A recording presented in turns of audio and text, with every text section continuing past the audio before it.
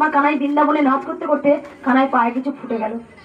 তা সত্যি আমি বাড়ি গিয়ে আমার নিজের পায়ে যন্ত্রণা ভুলে গেছি। আমি প্রদীপে, গ্যাসে তো আগে তো অনেক কিছু রান্না হয়েছে, তাই প্রদীপেতে আমি প্রদীপ জ্বালালাম।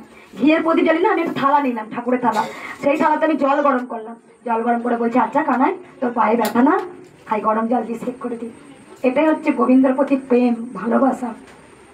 এক মায়ের গোবিন্দ ঘরে পুড়ছে, আমি স্বপ্ন দেখছি গোবিন্দর আঁকা পুড়ে গেছে। আমি রাত্রেবেলা আমার স্বামীকে বলছি, জানো আমার কানাই না পুড়ে গেছে, আমি দেখতে পাচ্ছি। তো সত্যি মানে হ্যাঁ কানাই পুড়ে গেছে। ঠিক তাই খবর এলো একটা বাড়িতে পুরো আগুন লেগে গোপাল পুড়ে গেছে। আগে ইঙ্গিত, এটা হচ্ছে প্রেম, ভালোবাসা। আমার বাড়িতে ছোট্ট গোপাল ছিল বলছি না, আমি মায়ের পুজো করি ঠিক আছে, কিন্তু আমার অন্তরে ভক্তি কিন্তু গোবিন্দের প্রতি। ছোট্ট গোপাল না পড়ে গেছে মুখ টুকরে। আমি না ঘুম থেকে রাত্রেবেলা উঠে বলছি, আমার ছেলে পড়ে গেল, ছেলে পড়ে গেল। আমার স্বামীকে যখন বলছি তখন আমার স্বামী বলছেন কি, আচ্ছা কই ছেলে পড়ে গেল? আমি হ্যাঁ বলছি ছেলে পড়ে গেছে।